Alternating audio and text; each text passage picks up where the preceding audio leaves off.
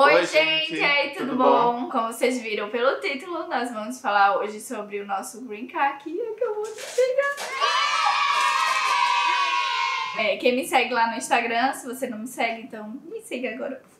A gente tá sempre postando dicas aqui de Nova York, postando sobre as nossas viagens. Eu postei quando o Green Card chegou, gente, uma emoção que não tem como explicar, sério. E aí vieram muitas perguntas sobre o Green Card, sobre o processo e tal, e aí eu resolvi fazer um vídeo com o Dave falando como foi o nosso processo do Green Card. A gente também já tem uma série de vídeos falando sobre como foi a nossa mudança do Brasil pra cá, falando de todo o processo, mais focado no visto H1B, que é o visto de trabalho, que era o visto que David tinha. É super legal essa série, a gente falou muito sobre profissão, né? Vão lá assistir. Pode ser que outra pessoa tenha tido uma experiência diferente. A gente vai contar da gente, como foi o nosso caso, tá bom? Então, resumindo um pouco, assim, a situação da gente até chegar nesse cartão aqui, ó, o visto H1B, que me dava permissão de trabalho por 6 anos, no máximo, 3 com possibilidade de extensão mais 3, já tava nessa extensão também. Juliana tinha um H4.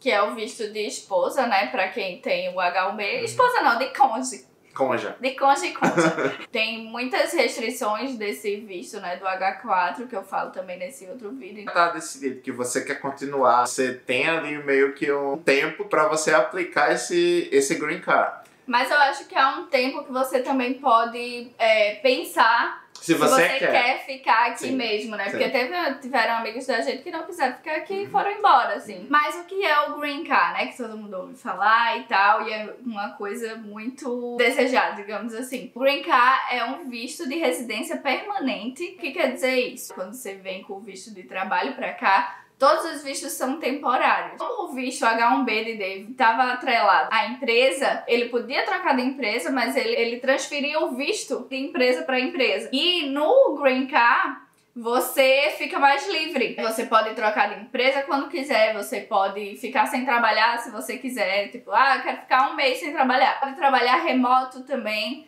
De qualquer lugar aqui dos Estados Unidos. Eu quero morar 6 meses na Califórnia. Você pode pegar um trabalho remoto e morar 6 meses na Califórnia. Você fica livre. Eu já tive casos de amigos que foram demitidos também por aqui, então eles tiveram que arrumar correndo assim um outro emprego, porque tem um tempo, que eu acho que é um mês, que você tem que arrumar um outro emprego para manter no visto de trabalho. H1B.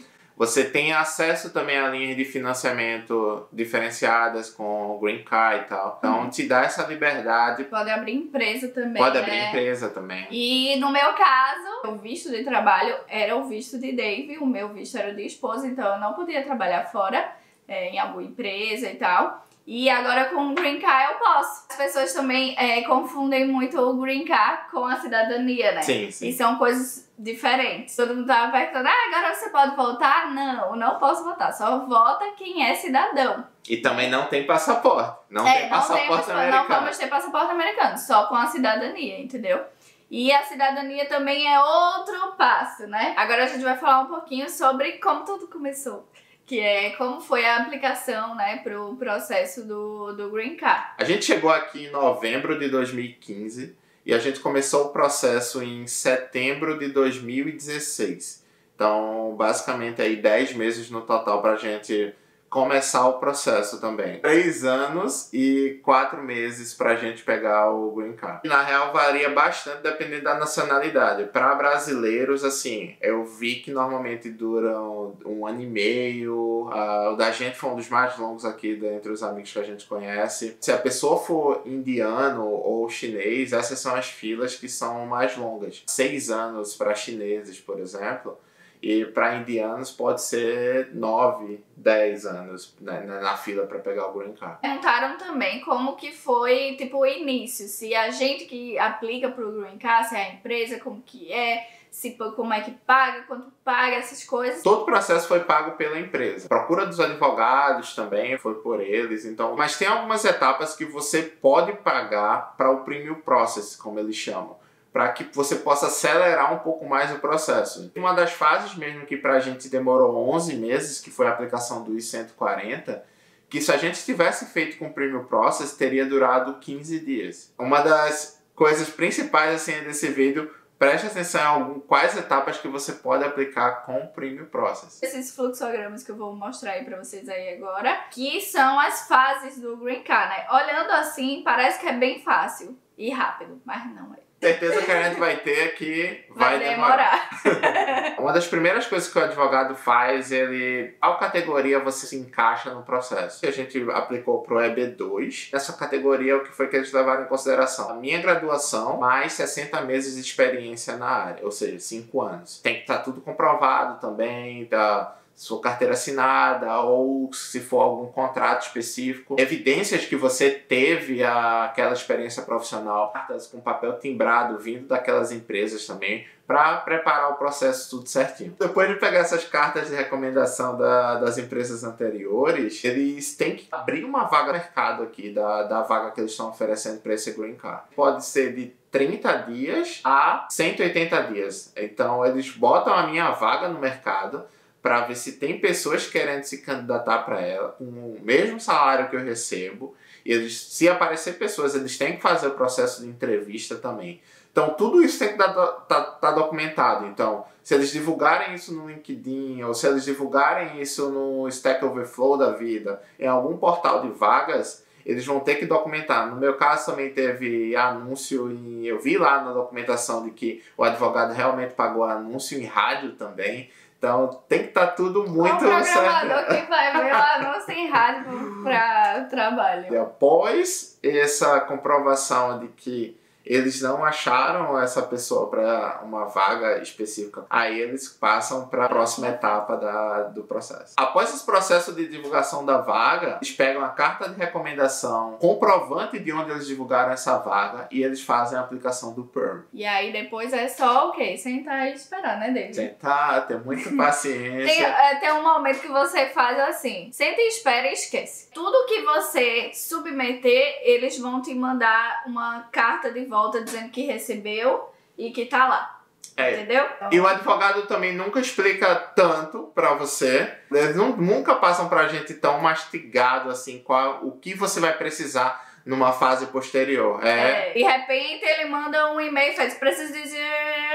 E aí tem que entregar até não sei quando. Aí você tem que se virar pra resolver tudo e todos os documentos pra enviar pra ele, né? Não é sempre assim, olha, na próxima fase a gente vai precisar disso, disso e disso. Então tu já vai organizando aí, que aí assim que eu receber tu manda. Sim. Não é assim. Não, eles não fazem isso. No caso da gente, né? Mas pode ser que outra pessoa tenha outra... A empresa, quando recebe a confirmação do PERM, ela tem até 6 meses para ela aplicar para o formulário dos 140. Diferente do PERM, nessa fase, o profissional pode pagar a taxa do processamento premium, como a gente comentou. A gente viu era $1.225. Mas a gente só soube depois, né? A gente só soube depois. Ao invés de 15 dias, caso a gente pagasse o premium, durou 11 meses. Então, se você puder pagar, paga, porque vai ser assim...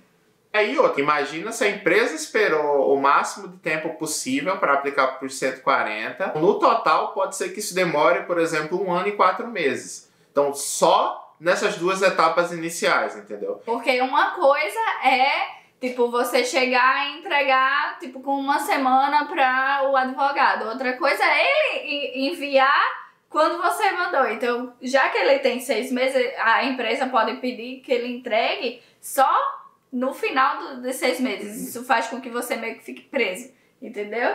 Né? Pode acontecer isso. Eu falei que o profissional pode pagar, mas tem algumas empresas que também pagam pelo Premium Process. Normalmente é uma das coisas que eu aviso para todo mundo assim que tá fazendo o processo de Green Card, para que não cometam esse mesmo erro que a gente fez de não ter aplicado o Premium Process nessa etapa. E 140, a empresa tem que reunir ainda mais provas para a aplicação do seu caso. Então ela tem que mandar balanço, ela tem que mandar a comprovação da tua educação, da tua experiência, reunir ainda mais provas de que você é um profissional também diferenciado para aquela vaga. Foi nessa etapa também que eu peguei as cartas de recomendação das empresas anteriores para enviar com descrição de quais eram minhas responsabilidades. Diploma também a gente teve que mostrar. Toda documentação que você tenha numa língua estrangeira, você tem que traduzir para inglês. Uma tradução que seja oficial daqui. Depois de reunir toda essa documentação, você envia novamente para os advogados, que eles vão reunir essas provas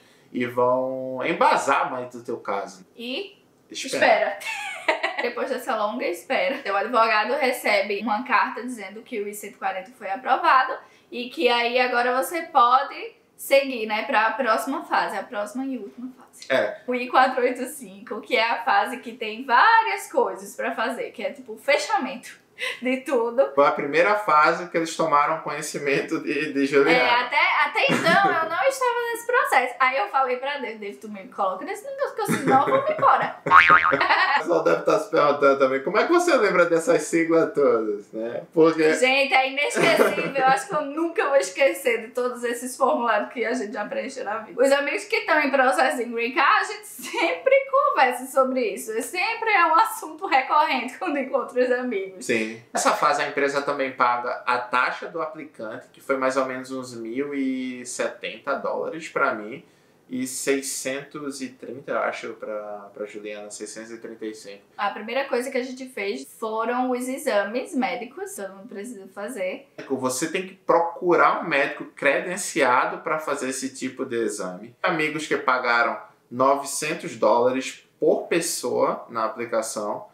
E pra gente, no caso, foi $250 por pessoa, apenas para consulta. Por que esses valores diferentes? O outro de 900, ele já incluía quantas vacinas você precisasse tomar, que eram obrigatórias no processo, já estava incluído. Pra gente não, era 250 só a consulta, e cada vacina que a gente precisasse, tinha que pagar $100 a mais. Esse exame médico, eles vão fazer teste de imunização de várias vacinas, fazer seu histórico, né? Digamos assim. Ele faz o exame de sangue e aí no exame de sangue sai tudo que você já tomou, quantas doses, sai tudo. A gente só precisou tomar vacina de gripe, a MMR, que eles chamam aqui, que é pra cachumba, sarampo e rubéola. Apesar de eu ter o cartãozinho de vacinação, falaram que não, a gente teve que fazer o É mais fácil, teste. né? O médico, na real, falou, cara, eu tenho que fazer o teste de imunização e depois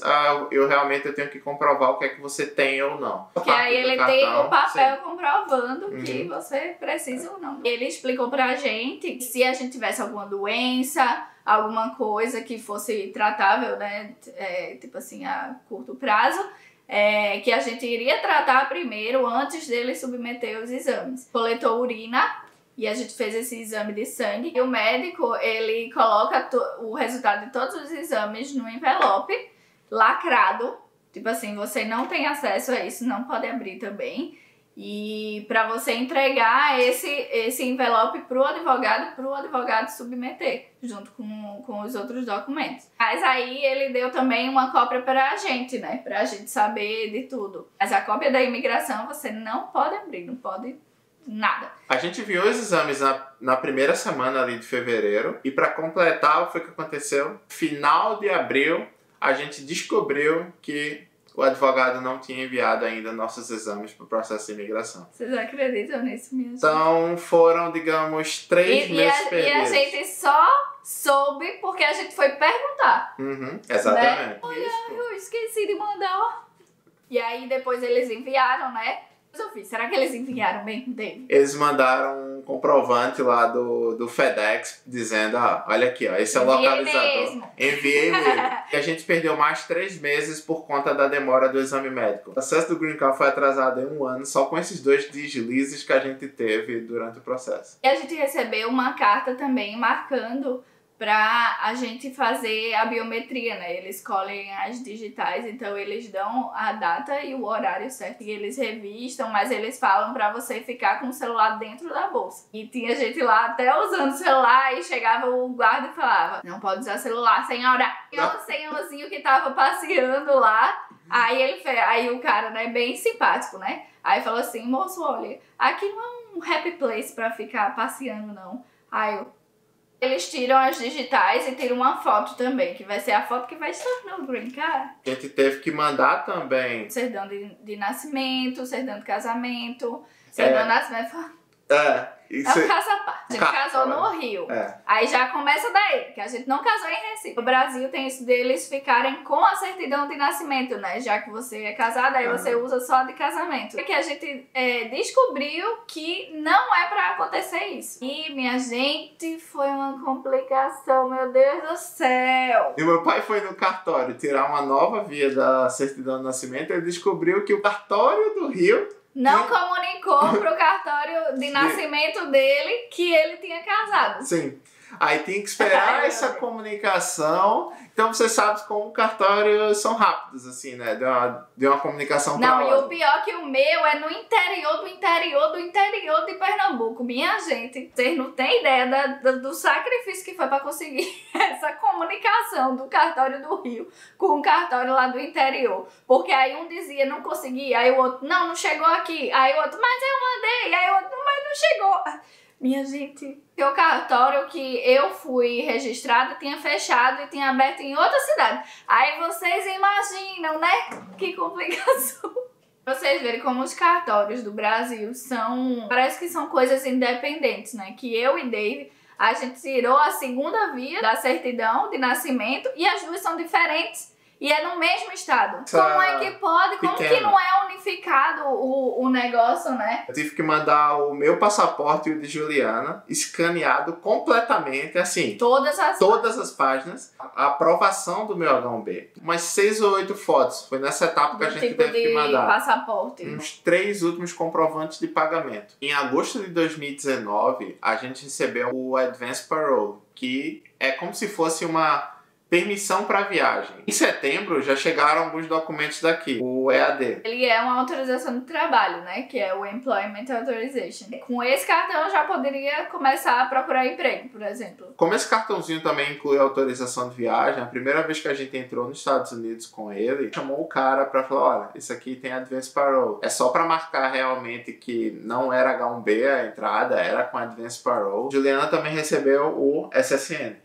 O SSN é como se fosse o CPF daqui. Teoricamente, agora eu existo nos Estados Unidos, eu posso fazer. Aí depois de receber esses documentos, a gente sabia que já estava chegando perto do fim do processo. A gente ia receber uma carta marcando a data e o local da entrevista. Depois que o Trump virou presidente, ele colocou essa entrevista como obrigatória. E aí quando foi no dia 20 de dezembro, recebemos a carta. A entrevista ficou marcada para o dia 27 de janeiro. Nunca mais vou esquecer essa data também. Eu tava combinando com a minha mãe de ir pro Brasil pra ficar com ela. Só que aí chegou a carta e aí a gente perguntou pro advogado se podia sair, né? Pra ficar até o dia da entrevista, tipo assim. Aí ele pegou e falou que não recomendava a gente sair daqui. E só saísse depois que o Green Card chegasse em casa. Então aí eu fiquei meio triste porque eu não pude ficar lá com a minha mãe. Aí agora eu sou livre. Apesar de tudo, uma coisa legal que teve com esses advogados foi que a gente, quando recebeu a carta, falaram, olha, se vocês quiserem, vocês podem agendar uma entrevista teste com a gente. A gente marcou a entrevista teste uma semana antes da entrevista oficial. Foi assim, mais com algumas orientações do que realmente você tem que levar de documentação. Na carta que você recebe, que tá marcando a entrevista, eles lá colocam tudo que você precisa levar no dia da entrevista para não esquecer nada, né? Ele deu algumas recomendações, disse que é só pra falar quando a pessoa perguntar, só mostrar o documento se a pessoa pedir. A entrevista da gente foi numa segunda-feira e eu tava assim, bem tranquila até o domingo. Quando foi no domingo, a gente tava arrumando os documentos, né, pra levar tudo. E aí eu comecei a ficar bastante nervosa, assim, fiquei pensando assim, meu Deus, sabe, se eu falar alguma besteira, ele vai negar e não sei o quê. Aquelas coisas que ficam na cabeça da gente, né? Porque mesmo que a gente sabe que tá tudo certo, que a gente fez tudo certo, mas fica, né? Foi 7h15 da manhã. Então a gente acordou muito cedo, muito cedo. Eles dividem por andar. Aí cada borough tem o seu andar. E o da gente é o andar do Brooklyn, né? Chega lá, faz o check-in, aí o moço dá uma olhada rápida assim na sua documentação. Aí ele pega o seu processo, porque eles têm também, né, o processo. pra entregar pro officer, né? Só o básico, gente. No máximo 15 minutos a gente esperou assim. O moço chamou a gente, deu aquele nervosinho, né, na hora. Disse, meu Deus do céu. Aí quando a gente chegou na salinha, pediu pra gente fazer um juramento pra dizer a verdade, somente a verdade, não sei o que, não sei o que lá. E aí depois a gente sentou. E aí foi quando começou. A primeira coisa que ele perguntou é se a gente tava nervoso.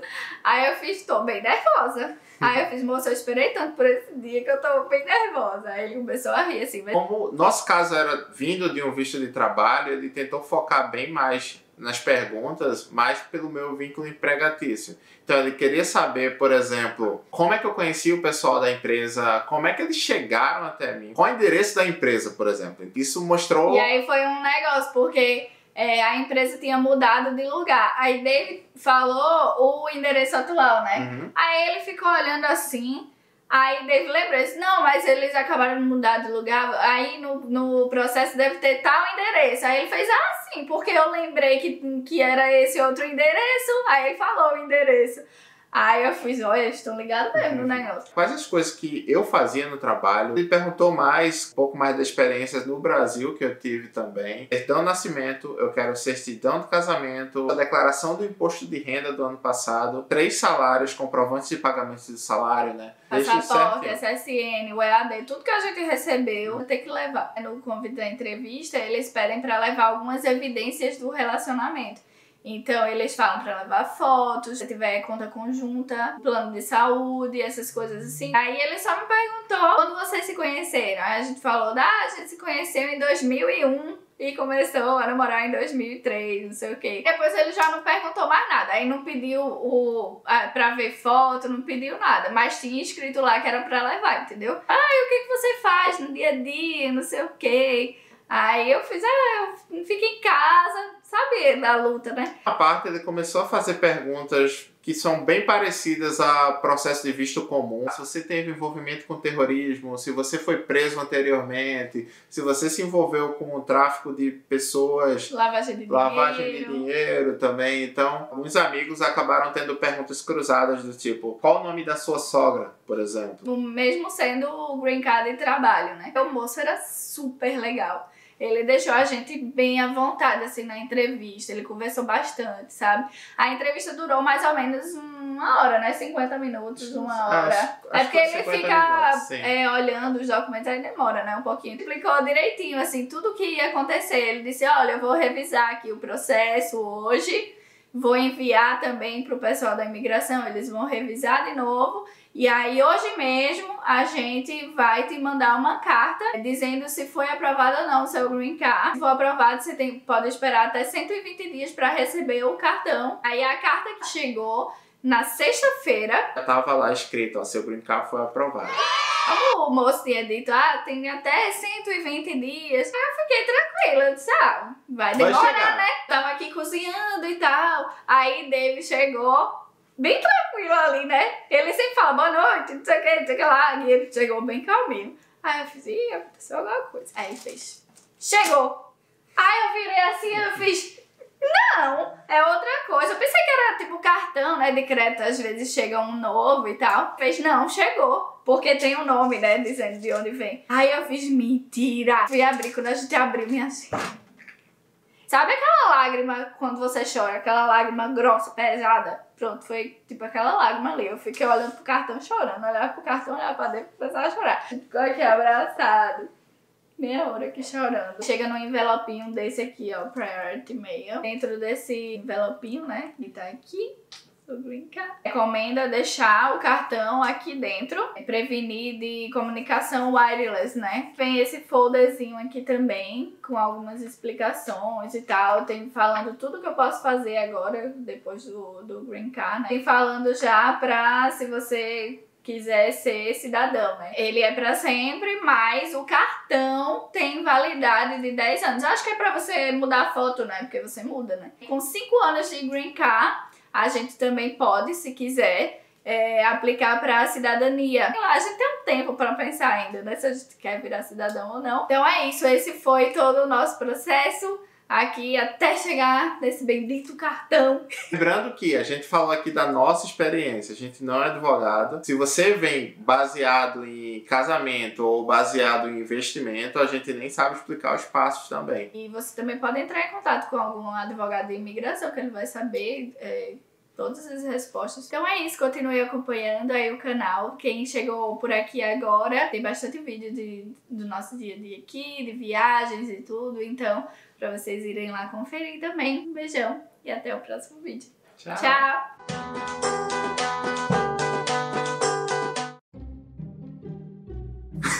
Vai, menina. O bichinho fica comigo. Mais longe? Não. Não quer ficar perto de mim, não, né?